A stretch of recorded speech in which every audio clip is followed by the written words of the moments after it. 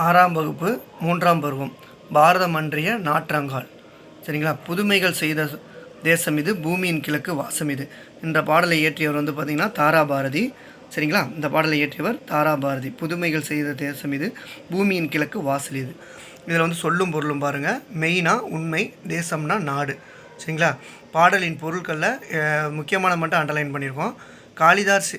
காளிதாசர் இயற்றிய இனிமையான பாடல்கள் காவிரி கரை வரை எதிரொலிக்குது. சரிங்களா? கம்பரின் அமுதம் போன்ற கவிதை வரிகளுக்கு கங்கை ஆற்றின் அலைகள் இசையமைக்கின்றன. குமரிமுனை ஆகிய கன்னிகளின் கூந்தலுக்காக காஷ்மீர்லேருந்து மலர்கள் மாலையாக தொடுக்கப்படுகின்றன. சரிங்களா? அதே மாதிரி கல்லில் செதுக்கிய சிற்பங்கள் யாவும் காவிய கலைக்கூடமாக காட்சி தருகின்றன.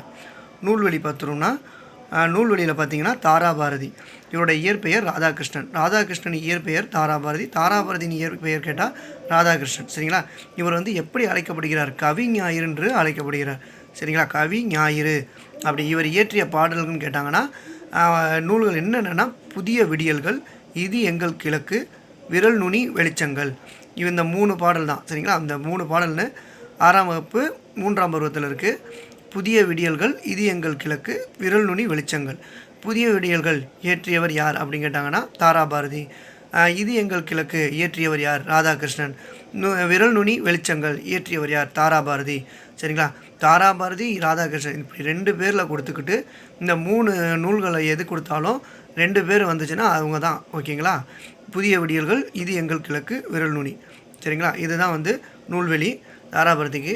அடுத்து 1 மார்க்கு பார்த்திங்கன்னா தேசம் உடுத்திய நூலாடை என கவிஞர் குறிப்பிடும் நூல் இது திருக்குறள். சரிங்களா? காளிதாசனின் தேனிசை பாடல்கள் எதிரொலிக்கும் இடம் காவிரி கரை. கலைக்கூடமாக காட்சி தருவது சிற்பக்கூடம். நூலாடை, நூல் கூட்டல் ஆடை, எதிர்கூட்டல் ஒலிக்க எதிரொலிக்க. சரிங்களா? இதுதான் அடுத்த பாடல். அடுத்த வீடியோவில் பார்ப்போம். நம்ம பாடத்தை சொல்லித்தரதுக்கு கொஞ்சம் நம்ம சேனலை சப்ஸ்கிரைப் பண்ணுங்கள், லைக் பண்ணுங்கள், கமெண்ட் பண்ணுங்கள், ஷேர் பண்ணுங்கள், நம்ம சேனலை ஃபாலோ பண்ணுங்கள். தேங்க்யூ.